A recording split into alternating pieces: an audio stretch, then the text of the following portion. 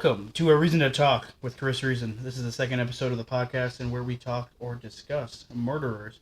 And I want to thank my special guests today, Tanner and Sam, for joining me today. Hi. Thank you for having us on. The fake applause. I had to add that. It's so quiet over here. I'm going to have to freaking edit this in post. Most likely will anyways. We will be having a lot more episodes coming soon based on this, restaurant reviews, a whole bunch of other stuff. Sorry for the late update and skipping Saturday, but this is coming out the Wednesday today at noon. Or Wednesday at noon, whatever. Before we get into that today, let's hear from today's sponsor. Any landscaping needs in the Wisconsin area, affordable and reasonable prices, then check out A1 Landscaping. Give them a call at 262-305-1524. That's 262-305-1524 for your landscaping and even lawn mowing needs. Call A1 Landscaping. The best you'll need, the best you deserve, and the best you will receive. All right. Today, we're talking about the Milwaukee, legend. The Milwaukee Cannibal, Jeffrey Lionel Dahmer. Also known as the Milwaukee Cannibal or the Milwaukee Monster. When we do this, chime in anytime you want. If you guys have any topics, or if you want to mention anything, go right ahead. And otherwise, I'm going to start getting into this, doing some whole whatever, pretty much going through what all he did and pretty much almost his entire life. I did skip out some stuff. Dahmer was an American serial killer and sex offender who committed the murder and dismemberment of 17 men and boys between 1978 and 1991. Many of his later murders involved necrophilia, cannibalism, and the permanent preservation of body parts, typically all or part of the skeleton. Although he was diagnosed with borderline personality disorder, schizophrenia or something like that, personality disorder, and a psychotic disorder, Dahmer was found to be legally sane at his trial, even though being diagnosed with all that. I don't know how the fuck that works. You're diagnosed with 3 different psychological disorders, but you're still sane? Well, yeah, but sometimes people are crazy, but that doesn't make them that crazy. Whatever, Miss Quiet over there. Okay, I'm not doing this then. You just talk closer. Whatever. Alright, anyways. You can edit this out. Fuck you, Chris. That's gonna stay in because it's funny. No, they probably did that just because of the law. Yeah, that makes sense. Well, it's the thing that just because they have mental health issues doesn't mean that they're completely incapable of controlling themselves. Well, that being said, though, that you're also, during the trial, you're getting convicted of 15 to 16 murders in Wisconsin that none of them you think, oh, hey, yeah, he might be insane, but also him not pleading insane could also make it look like, oh, he's not guilty. And try to go the insanity route. So what if he was insane? He chose that. He chose to. I think they. I don't think he chose that. I think the person that would one of the I don't know, during the trial, somebody asked him to do the psychological test, and they just found all that. But they did it. But we'll get to further that later. Down through the whole episode. He was convicted of the 15 of the 16 murders he had committed in Wisconsin and was sentenced to 15 terms of life imprisonment. On February 17, 1992, Dahmer was later sentenced to a 16th term of life imprisonment for an additional homicide committed in Ohio in 1978. So there was a couple murders in Ohio besides Wisconsin, but they're mostly Milwaukee. So did he just kill them there, or did he bring them back here after he killed them? I think he killed them. No, he would bring them to his apartment, or his grandmother's place first, and then his apartment. The Ohio one, I think, was just more of a random thing because he wasn't in Ohio that long. Born May 21st, 1960 in Milwaukee, the first of 2 sons of Joyce Annette and teletype machine instructor. I can't read my own fucking notes here. And Lionel Herbert Dahmer, a Marquette University chemistry student and later research chemist. Some sources report Dahmer was deprived of attention as an infant. Other sources, however, suggest that Dahmer was generally doted upon as an infant and a toddler by both parents, although his mother was known to be tense, greedy for both attention and pity, and argumentative with her husband and their neighbors. As Dahmer entered first grade, Lionel's university studies kept him away from home much of the time. When he was home, his wife, hypochondriac who had depression, demanded constant attention and spent an increasing amount of time in bed. Um, on one occasion, she is known to have attempted suicide with, I cannot pronounce this for the life of me, equanimity, whatever. Consequently, neither parent devoted much time to their son, who later recollected that from an early age he felt unsure of the solidity of the family, recalling extreme tension and numerous arguments between his parents during the early years. Dahmer had been an energetic and happy child, but became notably subdued after double hernia surgery shortly before his fourth birthday. At elementary school, Dahmer was regarded as quiet and timid. One teacher later recollected she detected early signs of abandonment in Dahmer due to his mother's illnesses, the symptoms of which increased when she became pregnant with her second child. Nonetheless, in grade school, Dahmer did have a small number of friends. So I think they're looking back towards with a kid, but clearly he's not really showing anything until later on after first grade or roughly or so. I don't think they can blame his parents for that. I mean, No, like, but- those don't even sound like that bad of parents. If Like, you there's a saw lot the worse movie, parents whose kids don't eat people.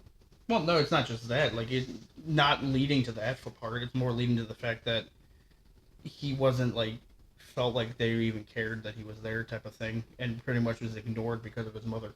I'm just saying, I think there's a lot more to it. So. Oh yeah, there's going to be a lot more to it than just that. It seemed like they made them out to be worse characters in the movie. Oh, they always do. It's a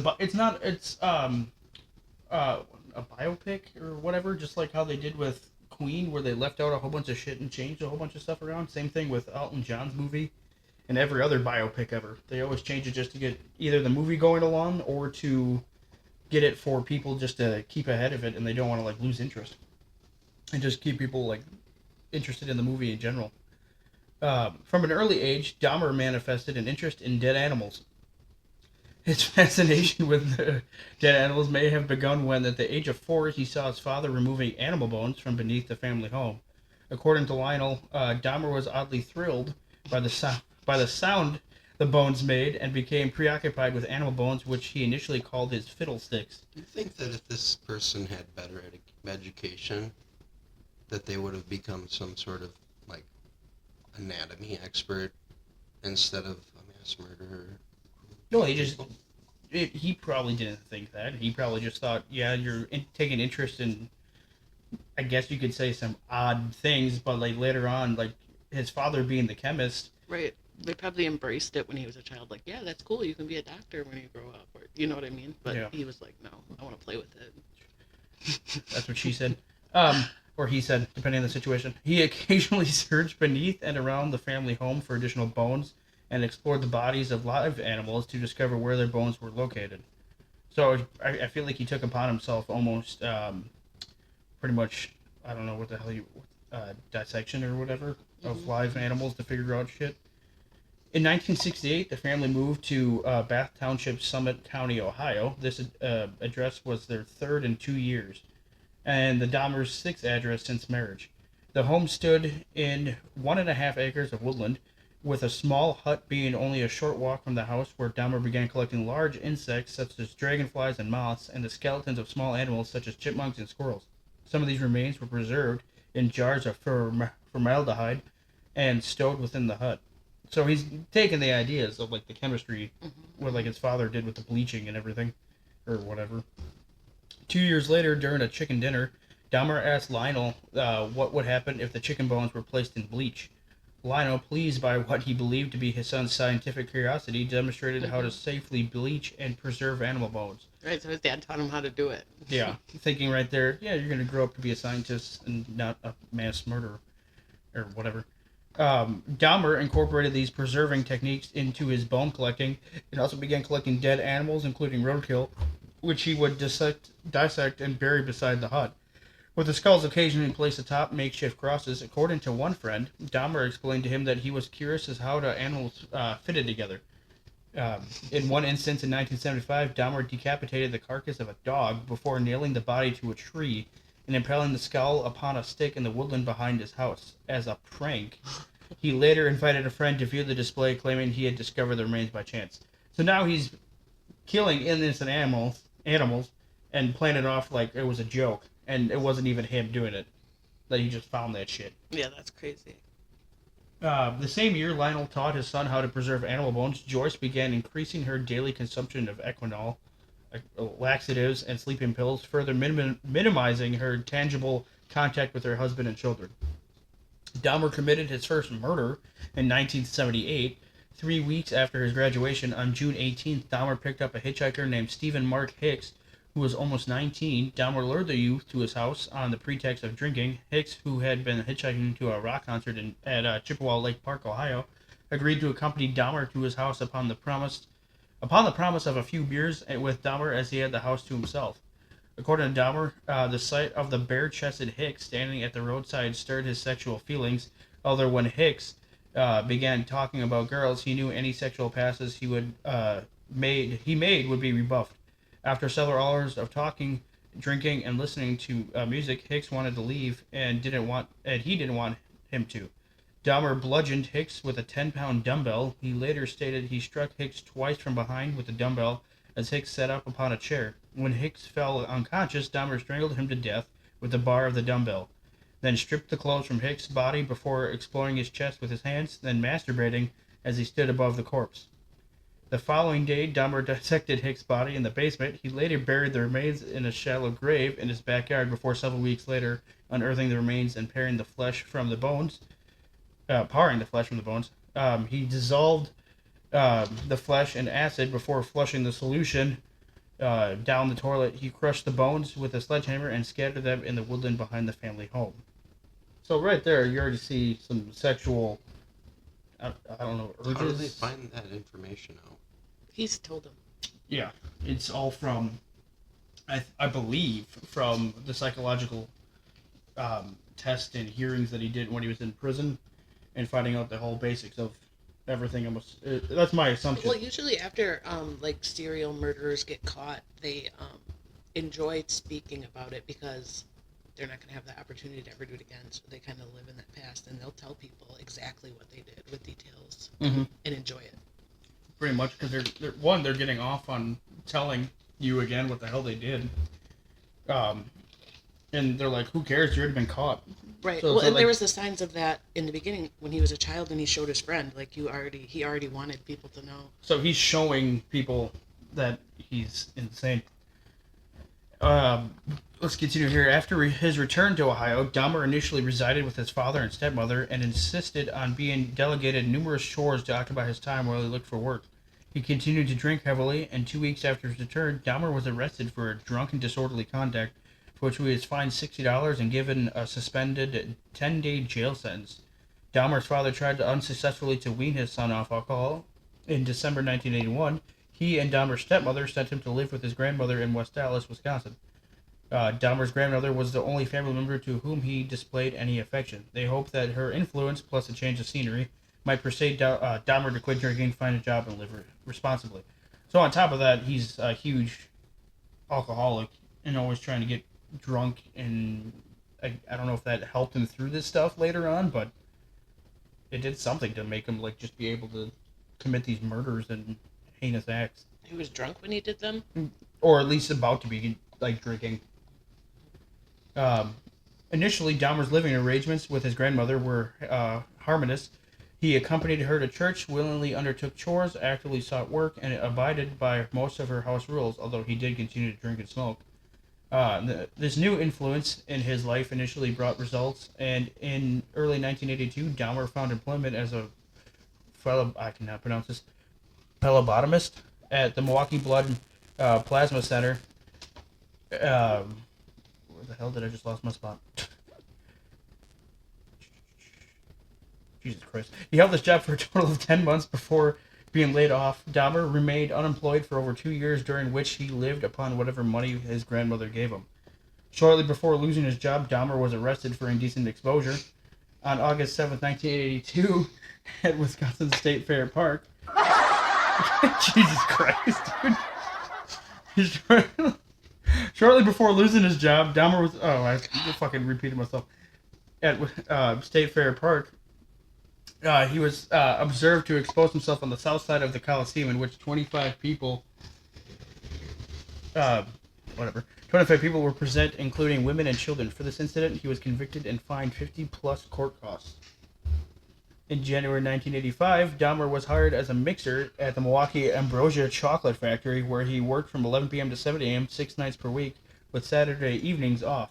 Shortly after, Dahmer found his employment. An incident occurred in which he was propositioned by another man while sitting reading in the West Allis Public Library. The stranger threw Dahmer a note offering to perform fellatio upon him.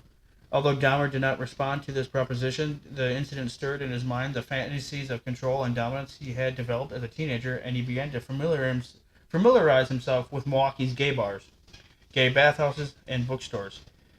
He is also known to have stolen a male mannequin from a store, which he briefly used for sexual stimulation, until his grandmother discovered the item stowed in a closet and demanded that he discarded it.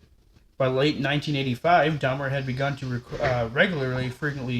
frequent the bathhouses, which he later described as being relaxing places, but during his sexual encounters, he became frustrated at his partners moving during the act. Following his arrest, he stated, "I trained myself to view people as objects of pleasure instead of as people." For this reason, beginning in June 1986, he administered sleeping pills to his partners, giving them liquor laced with sedatives. He then waited for his partner to fall asleep before performing various sexual acts. To maintain an adequate supply of this medication, Dahmer informed doctors he worked nights and required the tablets to adjust his body to work unsociable hours. After approximately 12 such instances, the bathhouse's administration revoked Dahmer's membership, and he began to use hotel rooms to continue his practice. Shortly after this membership of the bathhouses was revoked, Dahmer read a report in a newspaper regarding the upcoming funeral of an 18-year-old male. He conceived the idea of stealing the freshly interred corpse and taking it home. According to Dahmer, he attempted to dig up the coffin from the ground, but found the soil too hard and abandoned the plan. On September 8, 1986, Dahmer was arrested upon a charge of lewd and lascivious behavior for masturbating in the presence of two 12-year-old boys as he stood close to the, holy crap, I'm going to pronounce this wrong, Kinnickinnic River? That's right. Kinnickinnic? Okay. He initially claimed he had merely been urinating, unaware that there were witnesses, but soon admitted the offense. The charge was changed to disorderly conduct, and on March 10, 1987, Dahmer was sentenced to 1 year probation with additional instructions he was to undergo counseling. He's getting away with a lot of shit, almost. Right, yeah. On November 20th, 1987, Dahmer, at the time residing with his grandmother in West Allis, encountered a 25-year-old man from Ontonagon, Michigan, Stephen Tumai, at a bar and persuaded him to return to the Ambassador Hotel in Milwaukee, where Dahmer had rented a room for the evening. According to Dahmer, he had no intention of murdering Tumai, but rather intended to simply drug him and lie beside him as he explored his body. The following morning, however, Dahmer awoke to find Tumai lying beneath him on the bed, his chest crushed in black and blue with bruises. Blood was also seeping from the corner of his mouth, and Dahmer's fists and one forearm were extensively bruised. Dahmer stated that he had no memory of having killed Tumai, and later informed investigators that he could not believe this had happened. To dispose of Tumai's body, Dahmer purchased a large suitcase in which he transported the body to his grandmother's residence. There, 1 week later, he severed the head, arms, and legs from the torso, then filleted the bones from the body before cutting the flesh into pieces small enough to handle. Dahmer then placed the flesh inside plastic garbage bags, wrapped the bones inside a sheet, and pounded them into splinters with a sledgehammer. The entire dismemberment process took Dahmer approximately 2 hours to complete. He disposed of all Tumai's remains, excluding the severed head, in the trash. For a total of 2 weeks following Tumai's murder, Dahmer retained the victim's head wrapped in a blanket. After 2 weeks, Dahmer boiled the head in a mixture of Soilex, an alkali-based industry detergent, and bleach in an effort to retain the skull, which he then used as a stimulus for masturbation. Eventually, the skull was rendered too brittle by this bleaching process, so Dahmer pulverized and disposed of it. Fucking using That was at his grandma's house. How did she not smell him cooking heads? She was probably dead too. I'm just saying, like, I feel like he said the head was just there for 2 weeks, and then he boiled it and this stuff. Like, I feel like that would give off some kind of odor. I mean, if you freeze it, it's not gonna. I'm assuming you froze it. Still. She's like going into a freezer and looking for her green beans, I have a and then phone she call. just finds a head in there. Like, does she not go in her freezer? Usually old ladies, like, look in their freezers for, like, fudge-sicles and stuff. Fucking fudge-sicles. Yeah, Oh, Jesus Christ. Oh, God. Something's fishy here. I don't know I don't if know. Grandma was in on it. March 24th, 1988, Dahmer met a 22-year-old bisexual man named Richard Guerrero outside a gay bar called the Phoenix. Dahmer lured Guerrero to his grandmother's residence, although the incentive on this occasion was $50 to simply spend the remainder of the night with him. He then drugged Guerrero with sleeping pills and strangled him with a leather strap, with Dahmer then performing oral sex upon the corpse. Dahmer dismembered Guerrero's body within 24 hours of murdering him, again disposing of the remains in the trash and retaining the skull before pulverizing it several months later. Him and skulls, Jesus Christ. On April 23rd, Dahmer lured another young man to his house. However, after giving the victim a drug coffee, both he and the intended victim heard Dahmer's grandmother call, "Is that you, Jeff?" Although Dahmer replied in a manner that led his grandmother to believe he was alone, she did observe that Dahmer was not alone. Because of this, Dahmer opted not to kill this particular victim, instead waiting on where the fuck am I looking? Waiting until he had become unconscious before taking him to the county general hospital. In September 1988, Dahmer's grandmother asked him to move out, largely because of his drinking, his habit of bringing young men to her house late at night, and the foul smells occasionally emanating from both the basement and the garage. Dahmer found a one-bedroom apartment at 808 North 24th Street and moved into his new residence on September 25th. 2 days later, he was arrested for drugging and sexually fondling a 13-year-old boy from who he had lured to his home on the pretext of posing nude for photographs. Dahmer's father hired an attorney named Gerald Boyle to defend his son. At Boyle's request, Dahmer underwent a series of psychological evaluations, prior to his upcoming court hearings. These evaluations revealed Dahmer harbored deep feelings of alienation. Second evaluation 2 months later revealed Dahmer to be an impulsive individual, suspicious of others and dismayed by his lack of accomplishments in life. His probation officer would also reference a 1987 diagnosis of Dahmer suffering from a schizoid personality disorder for presentation to the court.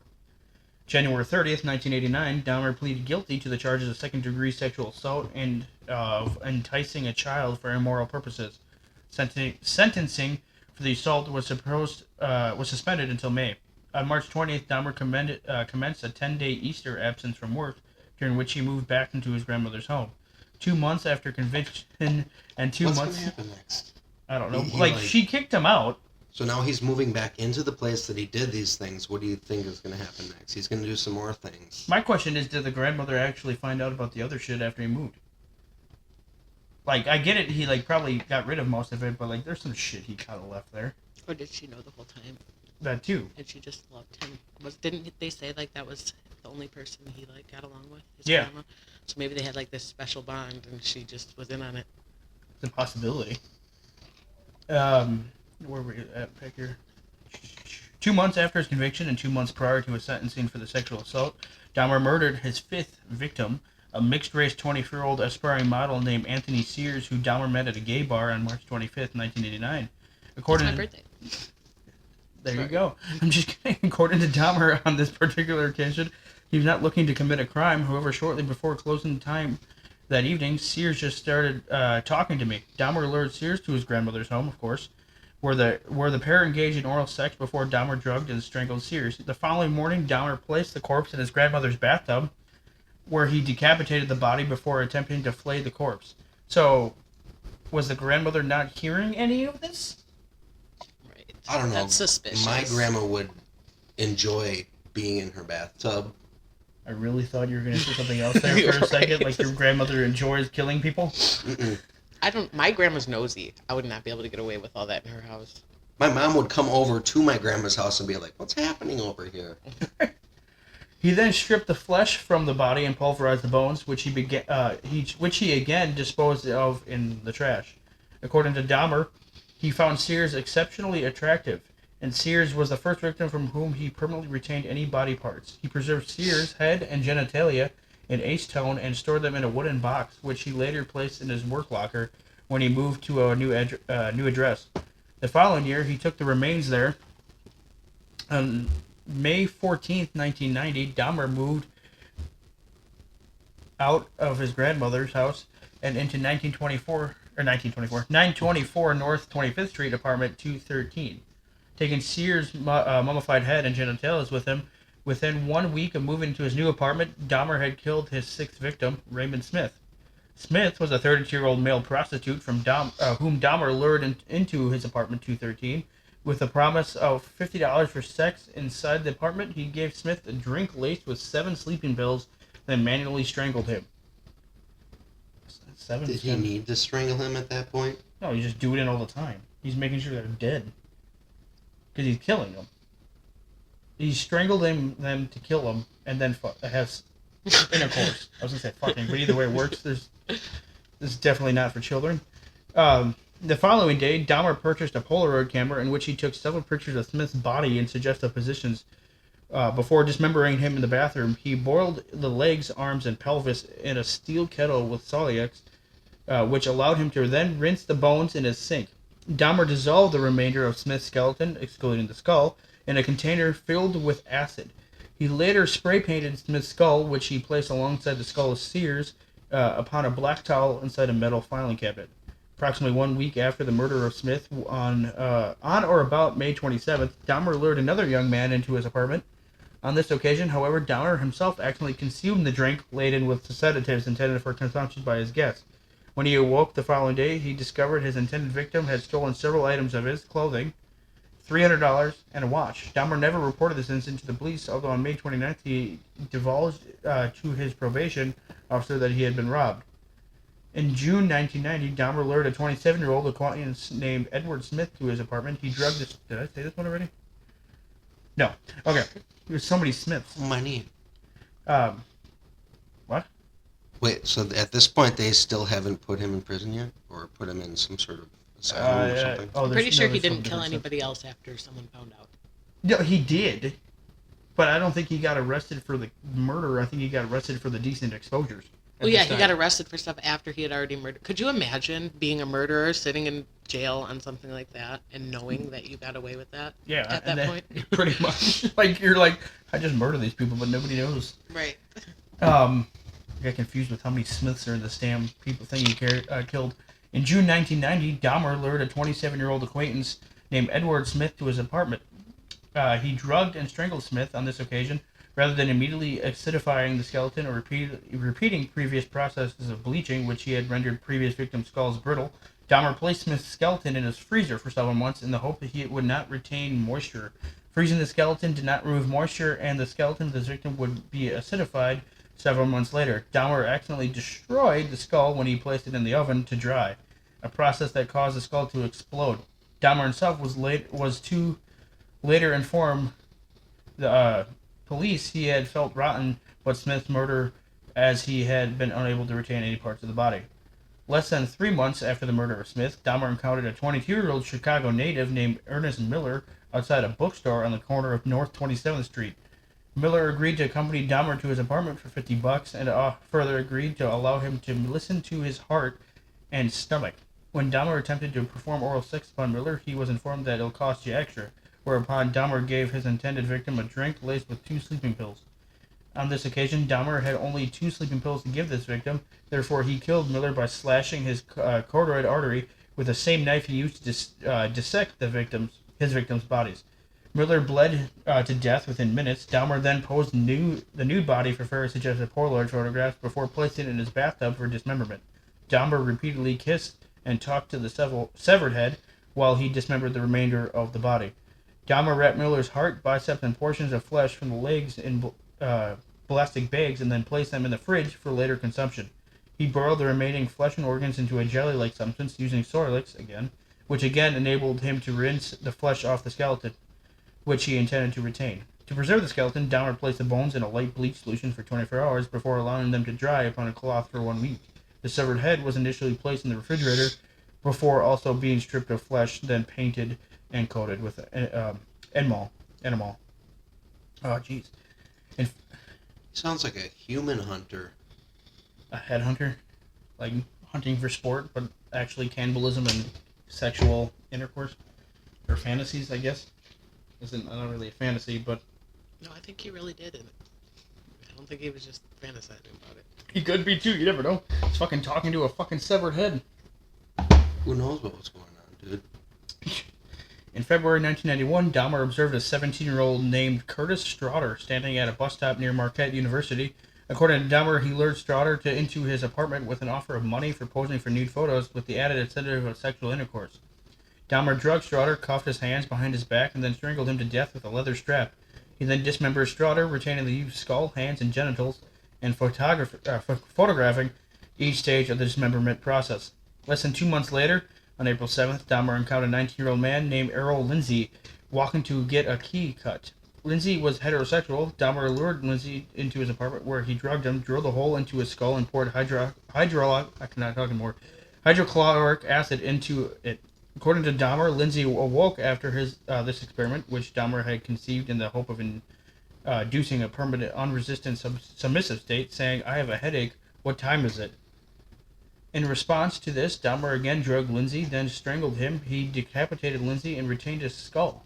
He then flayed Lindsay's body, placing the skin in a solution of cold water and salt for several weeks in the hope of permanently retaining it.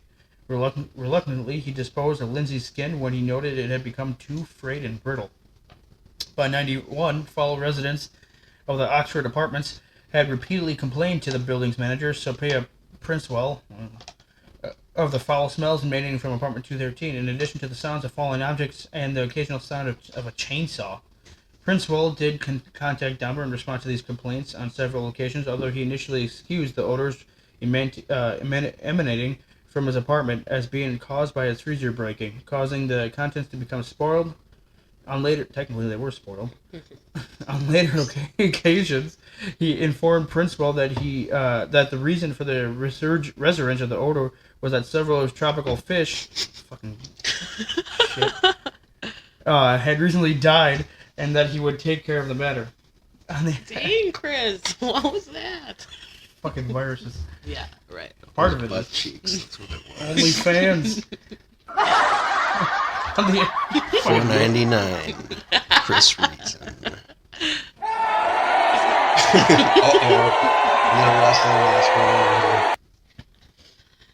Jesus Christ. On the afternoon, alright, this person's name I'm going to definitely butcher right here. On the afternoon of May 26, 91, Dahmer encountered a 14-year-old Lao teenager named Konorak Synthesomphone. I'm sure that's not what his name was. Whatever. On Wisconsin Avenue, unknown to Dahmer, he was the younger brother of the boy who he had molested in 1988. He approached the youth with an offer of money to accompany him to his apartment to pose for Polaroid pictures.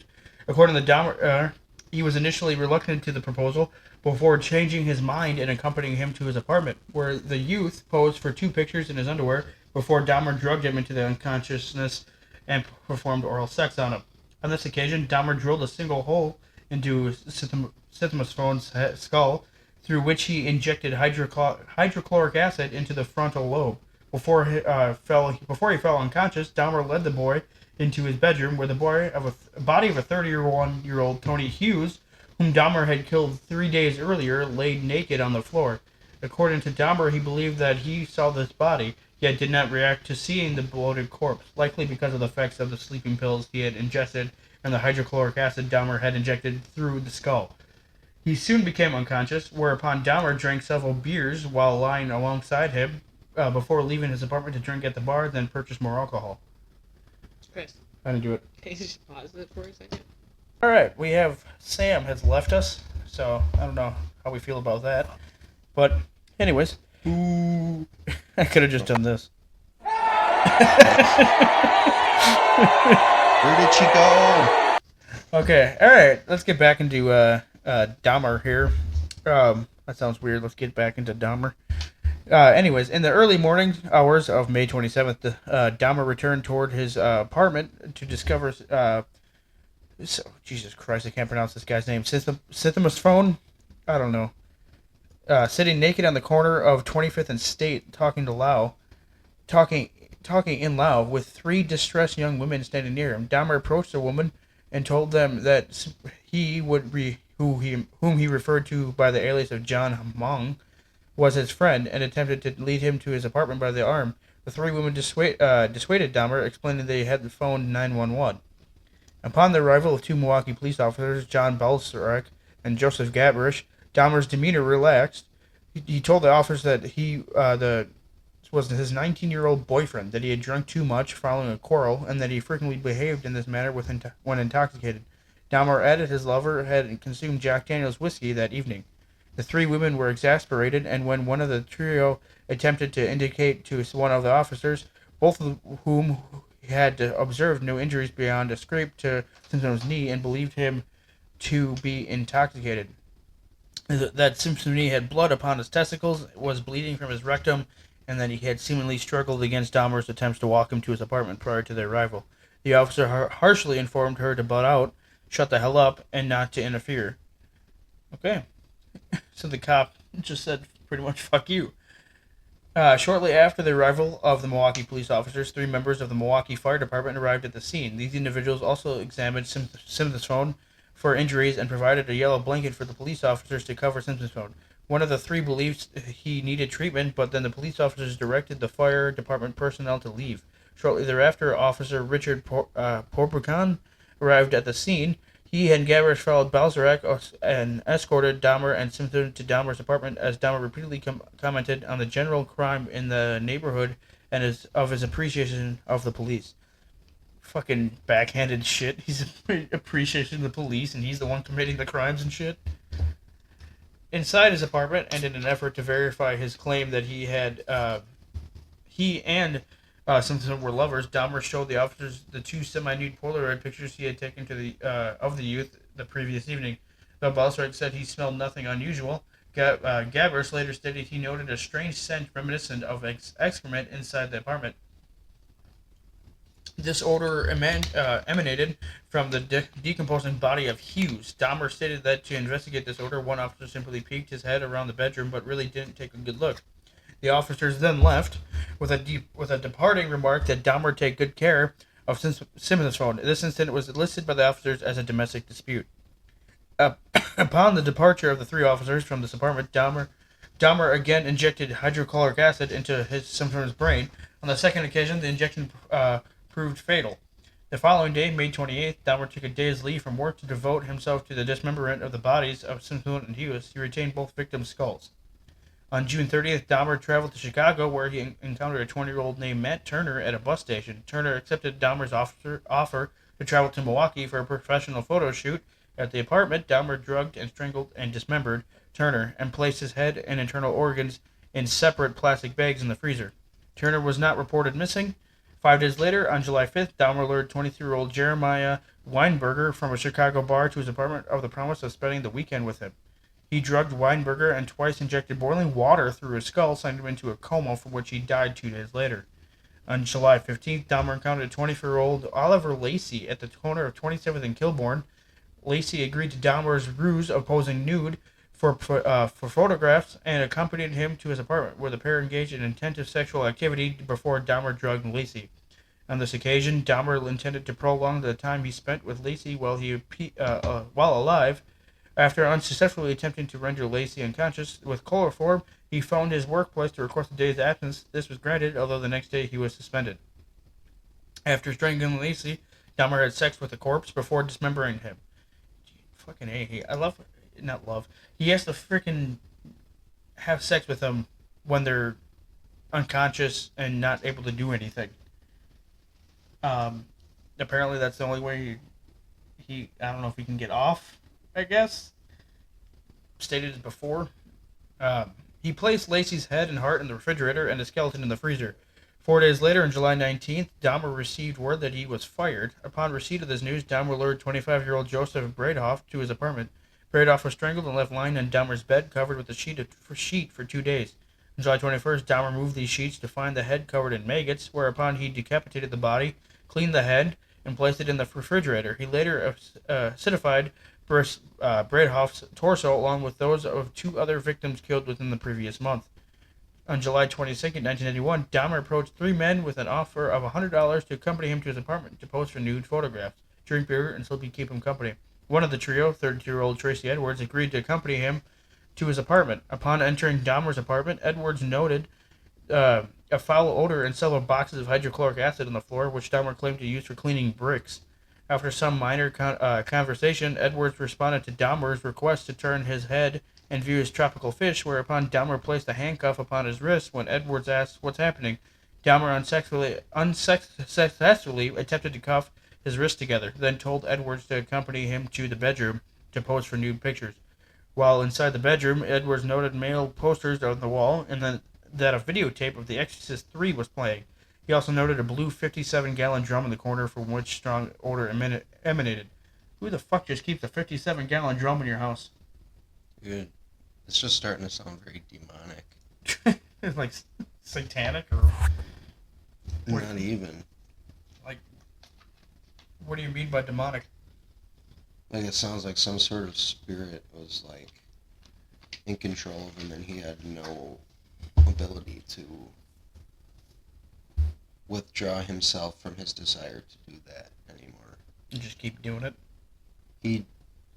It sounds like that's how he existed to cope with his life. Makes sense. And every previous one that he did, he was coping with that one, with the next one. With the next one. And just kept going. But he couldn't, like, find peace. I guess. But I think that when he was in prison, I think that he, like, found peace and, like, came to Jesus or something, dude. I can't remember what happened, but because I think he got killed in prison, right? Yeah. But I think he attained peace before he had died. Dahmer then brandished a knife and informed Edwards he intended to take nude pictures of him. In an attempt to appease Dahmer, Edwards unbuttoned his shirt, saying he would allow him to do so if he would remove the handcuffs and put the knife away. In response to this promise, Dahmer simply turned his attention towards the TV. Edwards observed Dahmer rocking back and forth and chanting before turning his attention back to him. He placed his head on Edwards' chest, listened to his heartbeat, and then with the knife pressed against his intended victim, informed Edwards he intended to eat his heart. Straightforward now, just telling him he's going to eat his heart. In continuous attempts to prevent Dahmer from attacking him, Edwards repeated that he was Dahmer's friend and that he was not going to run away. Edwards had decided he was going to either jump from a window or run through the unlocked front door upon the next available opportunity. When Edwards next stated he needed to use the bathroom, he asked if they could sit with a beer in the living room, where there was an air conditioning. Dahmer consented, and then the pair walked to the living room when Edwards exited the bathroom. Inside the living room, Edwards waited until he observed Dahmer having a momentary lapse of concentration before requesting to use the bathroom again. When Edwards rose from the couch, he noted Dahmer was holding the handcuffs, whereupon Edwards punched him in the face, knocking Dahmer off balance and ran out the front door. You saying about how it could be demonic and then, like, pretty much taking over and he has, like, no control over that. That right there kind of seemed like it. Because of him, like, taking a moment to not even realize what's going on and then go back to what he's doing, kind of make it sound like someone else was in control. And it wasn't him. To an extent. I think it's of a non-understandable force. Because otherwise people would have been like, oh, this is why he did it? Did he say why he did these things? Sexual purposes, pretty much. That's what he claimed? That's I believe so. Was? From what I've read, there's no other explanation besides the fact that he, at one point, he couldn't have sexual relations unless they were unconscious. So does that make him a sadist or a masochist? I have no idea. Because one derives pleasure from hurting another person, and one derives pleasure from hurting themselves. It's not one or the other. So it would be pleasure from hurting someone else, because he's not hurting himself. But then also the fact that they can't be, I guess they can't be moving around for him to get pleasure. So it's not like he's probably super scared and he is just like very focused on things that are dead. Right, especially with the beginning of him trying to, like, bleach and preserve animal bones and roadkill. And then he moved on to people. But then it just sounds like he just turns people into, like, dirt or, like, material. Well, wait, for him trying to, like, preserve their bodies? Yeah.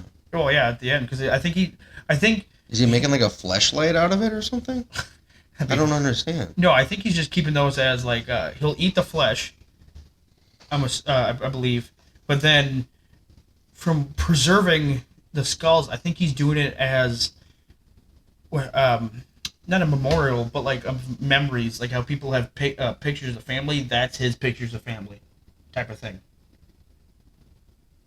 Like people like put shit on their walls to remember shit. I think he does the skull stuff to remember those.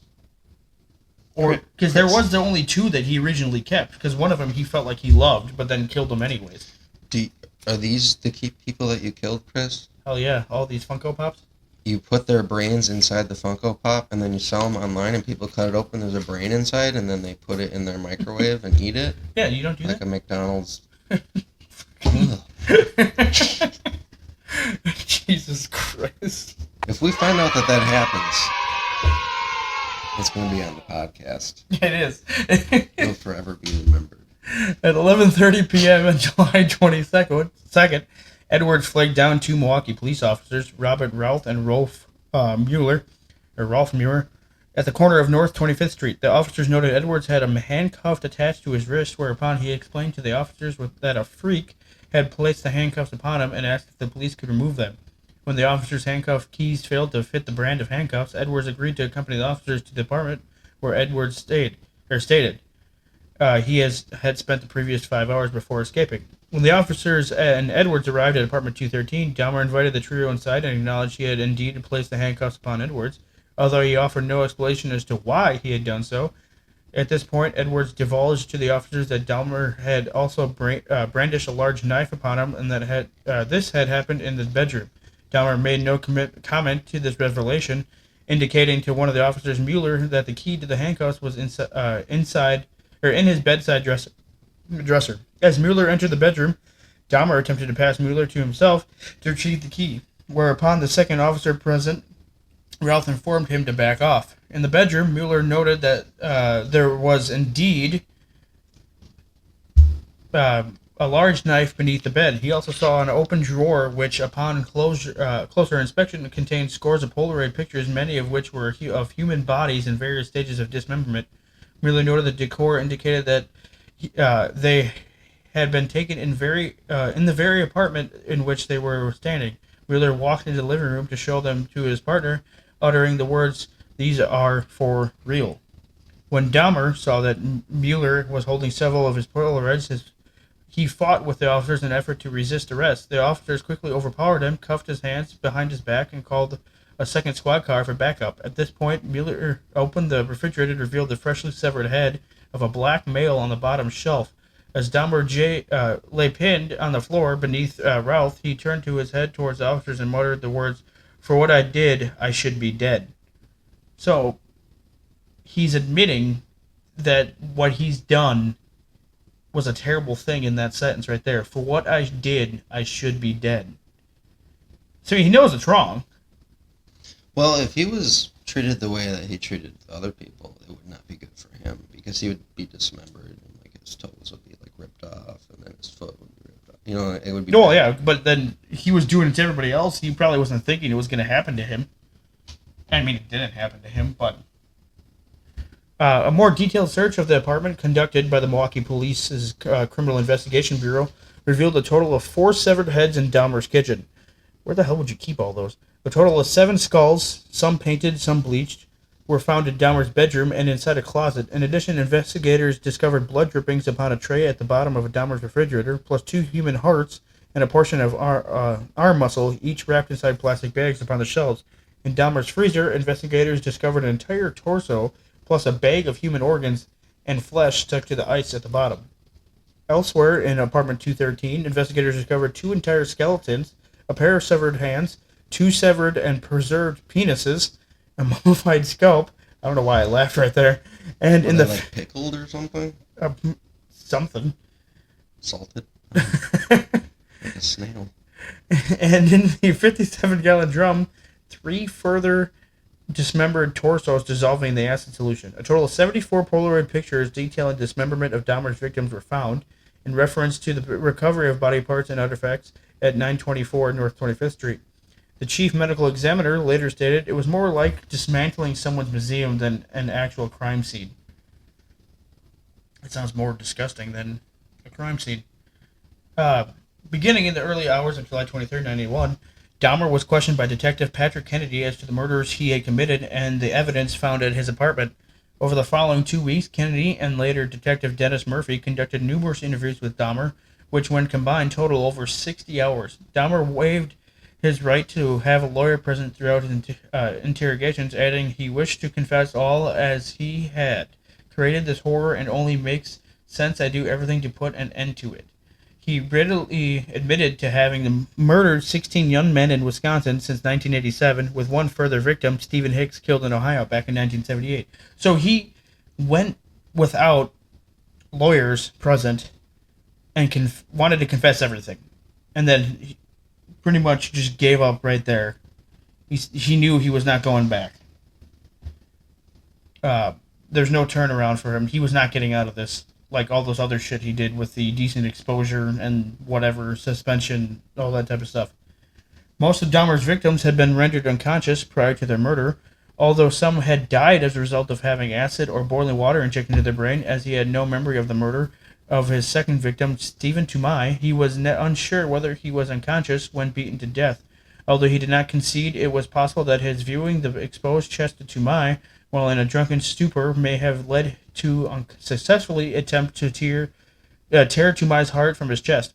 Almost all the murders Dahmer committed after moving into the Oxford apartments had involved a ritual opposing the victims' bodies in suggested positions, typically with the chest thrust outwards prior to dismemberment.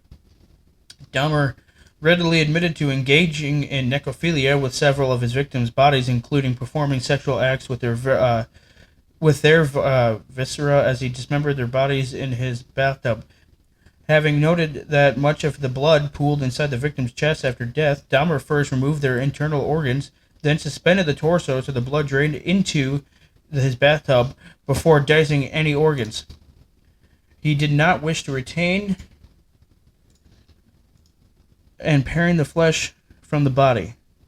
The bones he wished to dispose of were pulverized of acidified with salix and bleach, solutions used to aid the preservation of the skeletons and skulls he wished to keep.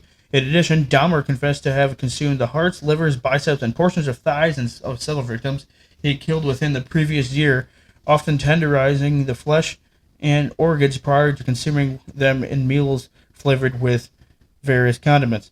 You know what the liver part reminded me of? Fucking Hannibal Lecter. Cannibal Lecter, I thought was the brain.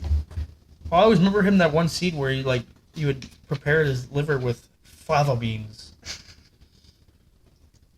And whatever, I forgot, he said he paired it also with like a drink or whatever, some wine, I think. I think I only saw that movie when I was a child. I've seen it once and I don't remember. I gotta watch it again. Describing the increase of his rate of killing in the 2 months prior to his arrest, Dahmer stated he had been completely swept along with this compulsion to kill, adding, "It was an incessant and never-ending desire to be with someone at whatever cost. Someone good-looking, really nice-looking. It just filled my thoughts all day long." Right there was stating that he would do anything to be with a person, pretty much, and killing them was the part that he wanted. In that sense, like about like how he would do anything to do it. When asked as to why he had preserved a total of 7 skulls and the entire skeletons of 2 victims, Dahmer stated he had been in the process of constructing a private altar of victims' skulls, which he had intended to display on the black table located in his living room, and upon which he had photographed the bodies of many of his victims. So he's going to make an altar of all the skulls on that table.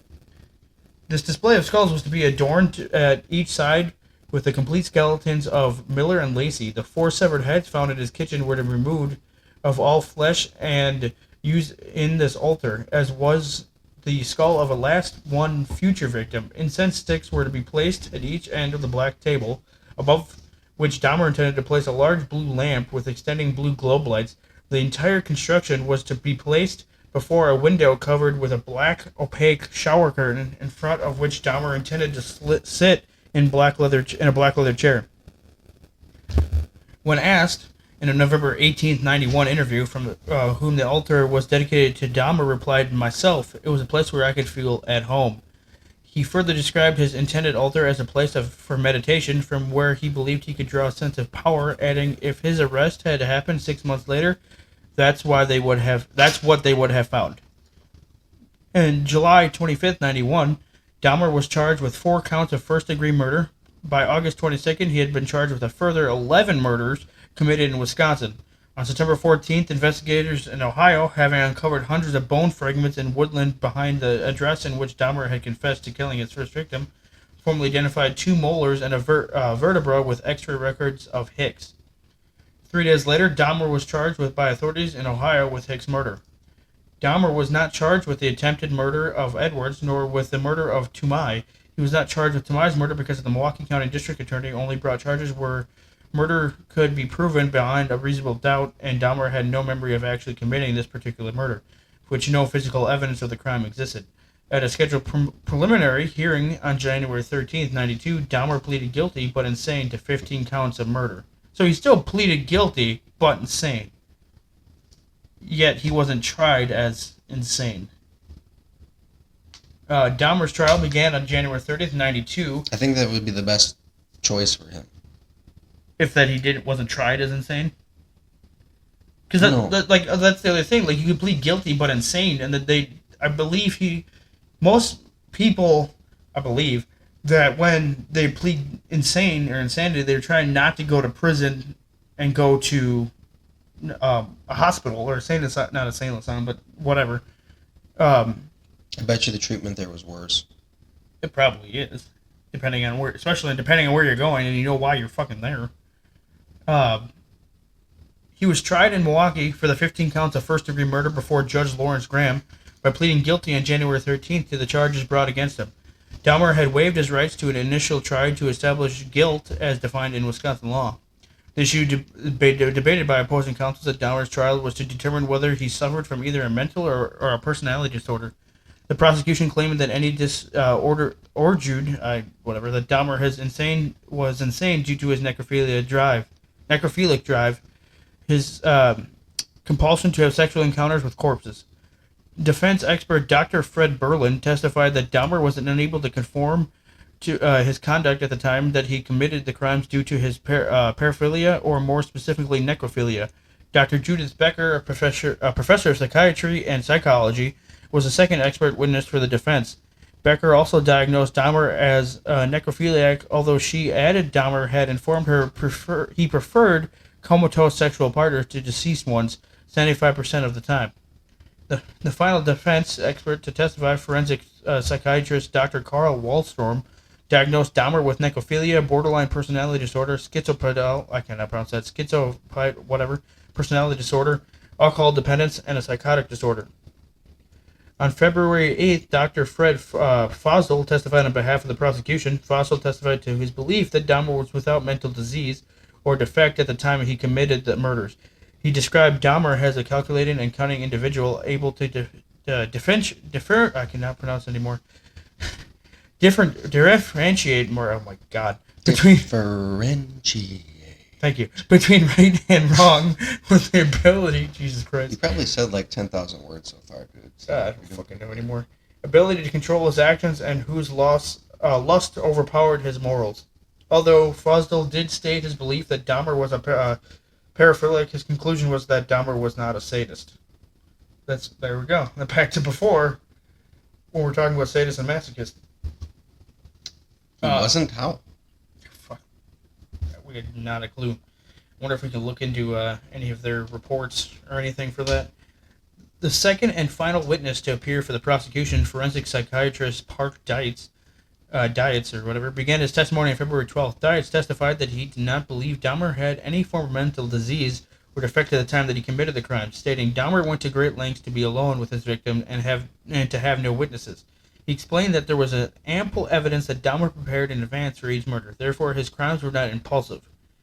Although Dietz did concede any acquisition of a paraphilia was not a matter of personal choice, he also stated his belief that Dahmer's habit of becoming intoxicated prior to committing each of the murders was significant, stating if he had an impulse to kill or compulsion to kill, he wouldn't have to drink alcohol to overcome it. He only has to drink alcohol to overcome it because he is inhibited against killing. I guess to a point with alcohol. Dietz also noted that Dahmer strongly identified with the villains of The Exorcist 3 and, hilariously, Return of the Jedi. Particularly the level of power held by these characters, expounding on the significance of these movies on Dahmer's psyche and many of the murders committed at the Oxford apartments. Dietz explained that Dahmer occasionally viewed scenes from these films before searching for a victim. Dietz diagnosed Dahmer with substance use disorder, paraphilia, and schizopathal personality disorder. Return of the fucking Jedi. Jeez. This is where we're getting sued. No.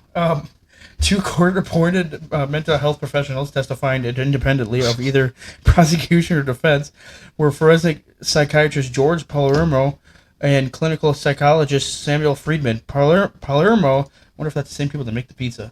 Palermo stated that the murders were the result of a pent-up aggression against himself.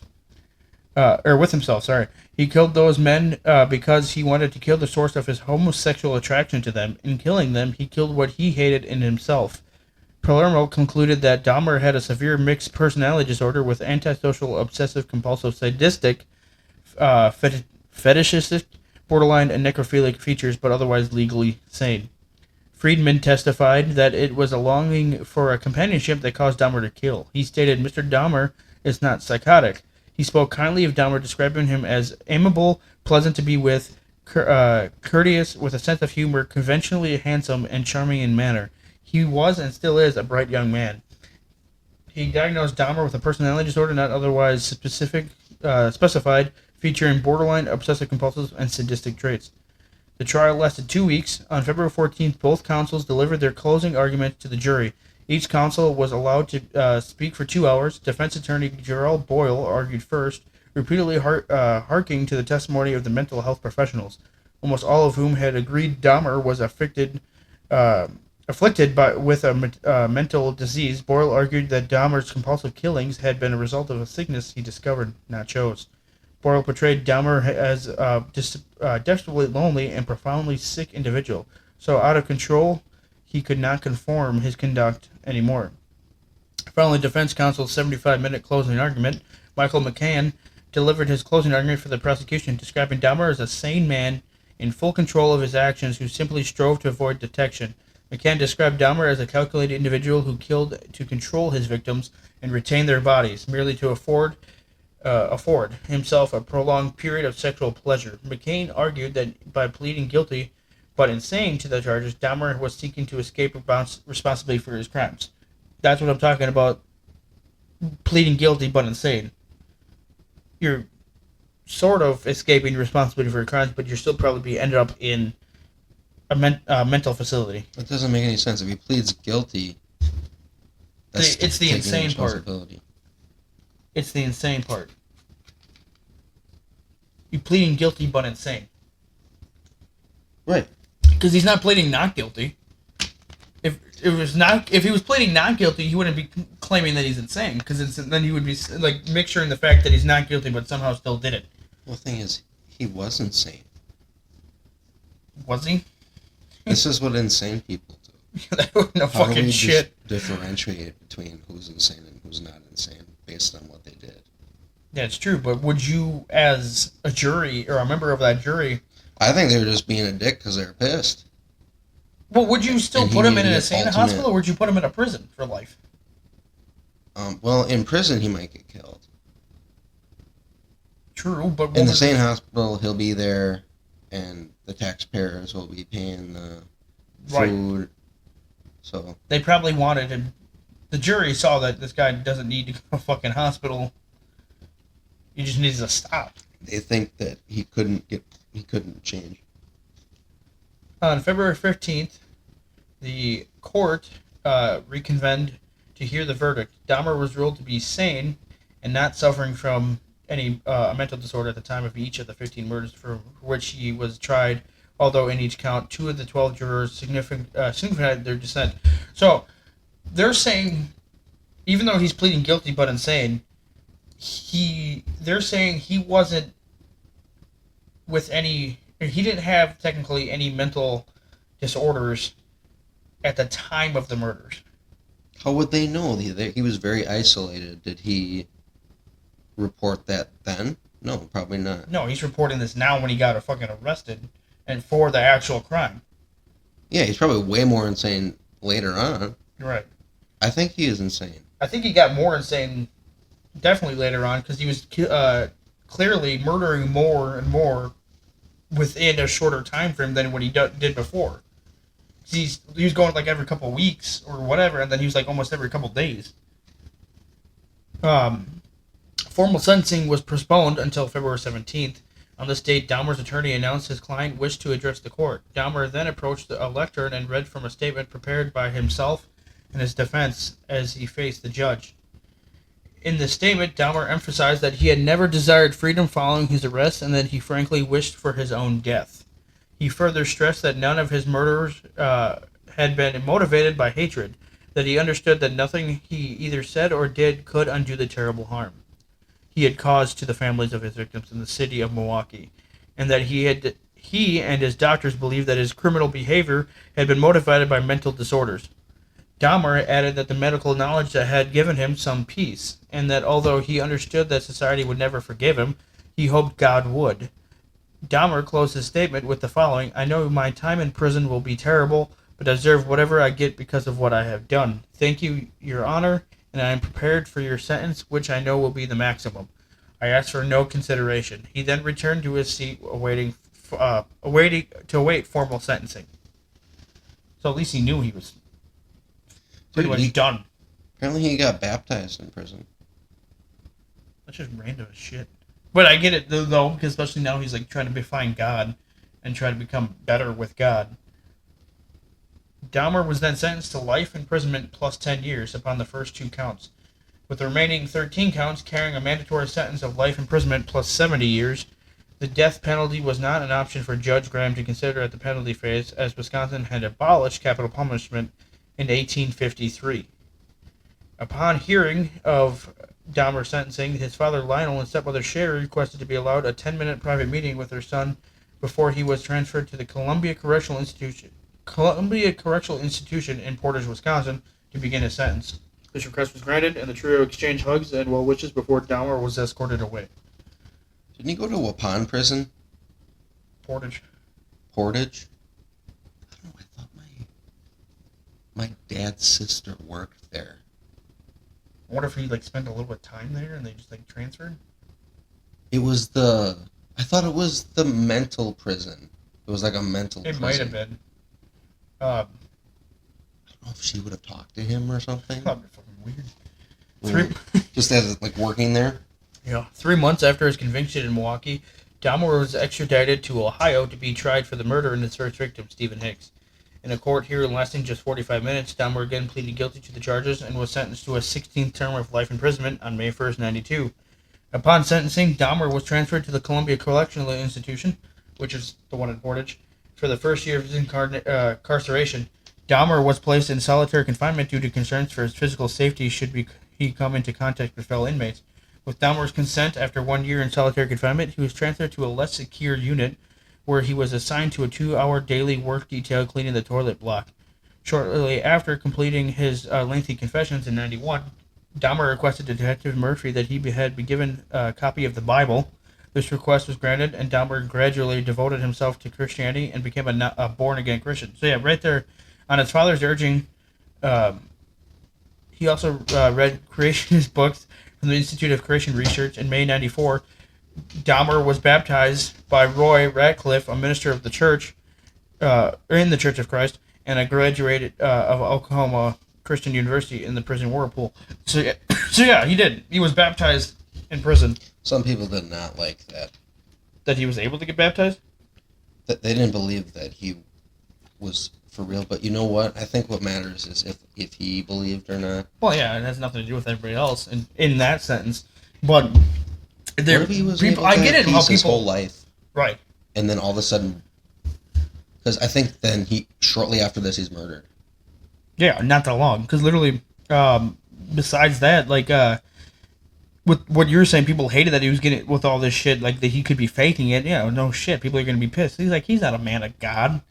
Like, he's not really sorry for what he's fucking done. That's like, he thinks they're faking it just to show, like, fucking better of himself, even though he already has 16 counts of life imprisonment. So, following his baptism, Radcliffe visited Dahmer on a weekly basis up until November '94. What were you going to say? If he didn't believe that, and he like believed in reincarnation, and he had 16 life consecutive sentences, he'd be living those like the next life. He'd be living that. Every single shit. Yeah, that would suck. That would be not a good belief system for him. Fuck no.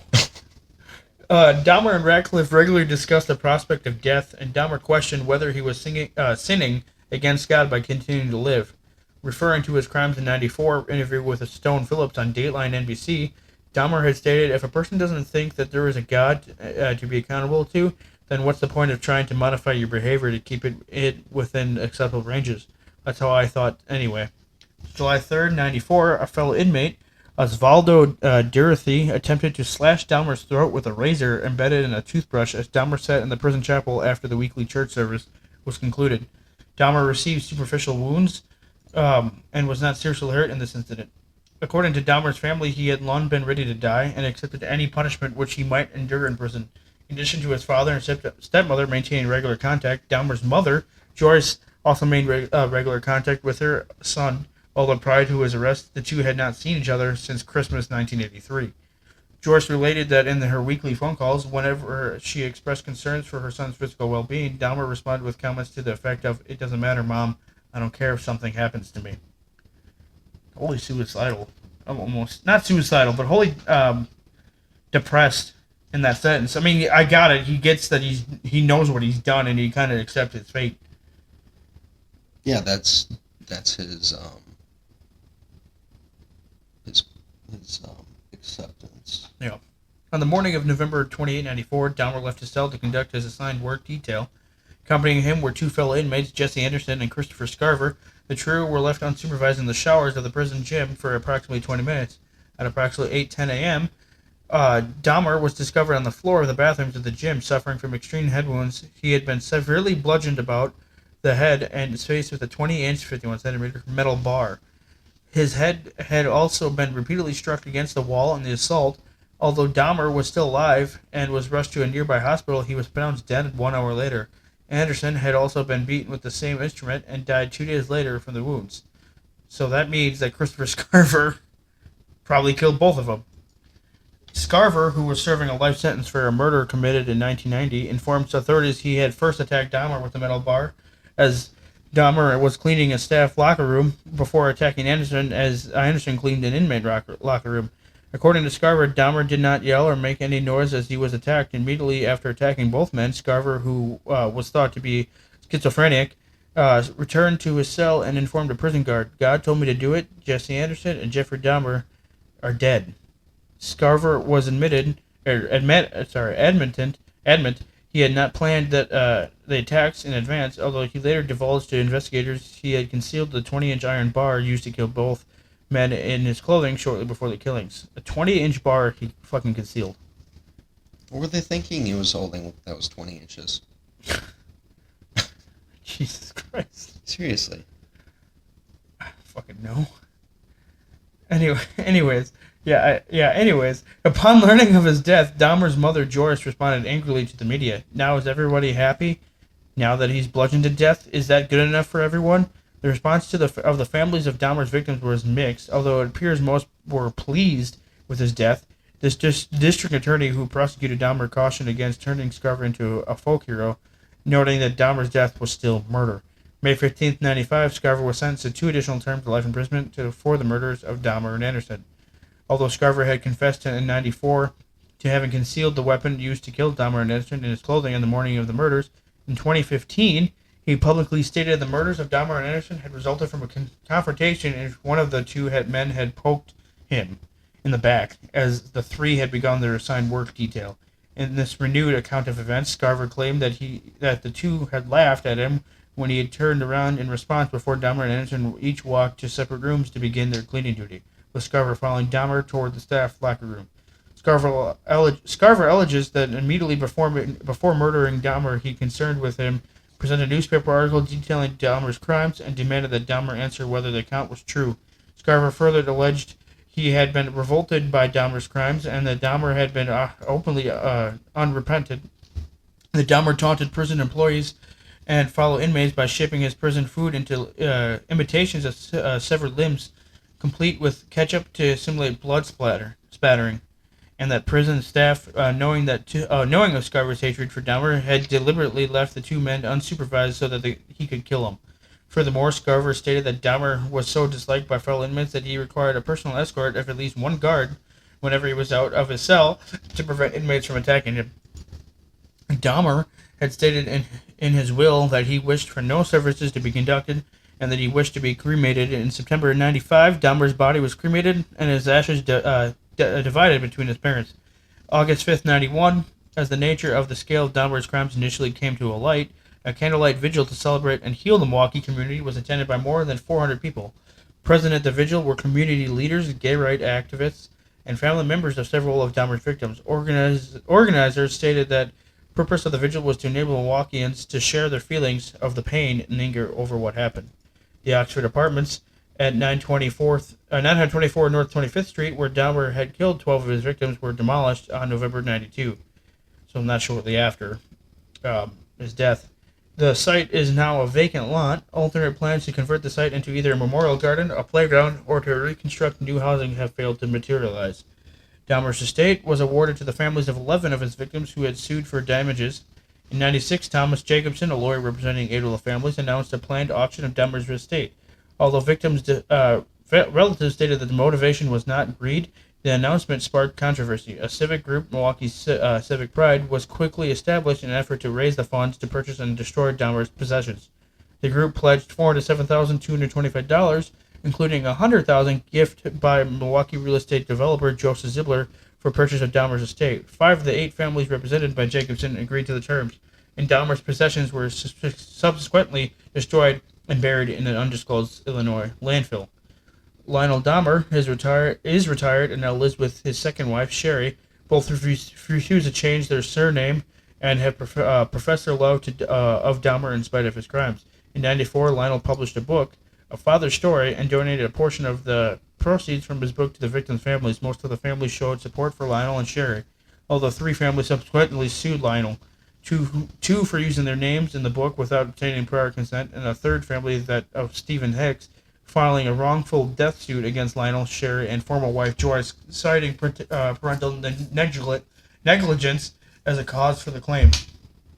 Joyce Flint died of cancer in November 2000. Prior to her death, she attempted suicide on at least one occasion. Dahmer's younger brother David changed his surname and lives in anonymity. Wow, I so butchered that word. Wow, that was a fucking lot. This is definitely one of the longest episodes I've done so far. There are going to be more episodes of A Reason to Talk with Christians, and where we talk about murderers and other crime stories as well, and hauntings, restaurant reviews, all that stuff. I want to thank Sam for joining us, even though she left already. And Tanner, thank you for joining here today. Hopefully, Thank you for having me. I'd love to have you back. Thanks for listening. Keep on rocking. Make sure you hit that follow so you can keep track of when new episodes come out. We are now on Amazon Music, Apple Podcasts, Google Podcasts, Spotify, pretty much anywhere you get your podcasts. See you next time.